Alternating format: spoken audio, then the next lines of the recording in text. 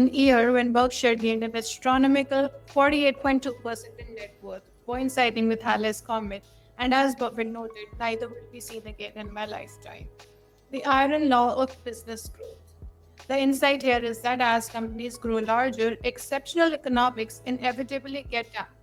Size becomes the enemy of superior returns. Buffett's perspective out here is that he explains that no company he knows of more than 1 billion in equity capital has managed to earn 20% or more on equity over a 10-year period, while reinvesting all the earnings. The right business beats great management. The insight out here being that when a management with a reputation for brilliance tackles a business with a reputation for poor fundamental economics, it's the reputation of the business that remains intact. Buffett's perspective out here is that after finally shuttering Berkshire's textile business, Buffett reflected on this hard-earned lesson. He says that despite having excellent managers like Ken Chance and Gary Morrison, the textile business was doomed by the industry fundamentals: foreign competition, commodity pricing, and excess capacity.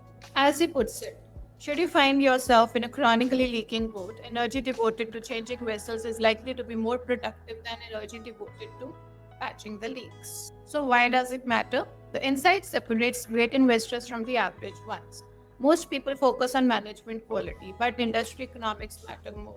Why does it matter? The problem with standard stock options. The insight here being that most executive stock option plans reward managers for retained earnings and the passage of time, not actual value creation.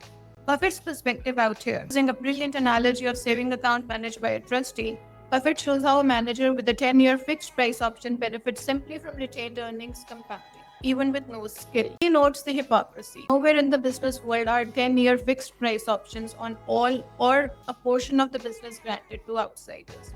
But managers regularly engineer 10-year fixed price options for themselves. Why does it matter? This reveals how seemingly aligned compensation can actually misalign incentives. Options that ignore the cost of capital essentially give managers a free lottery ticket at shareholders' expense.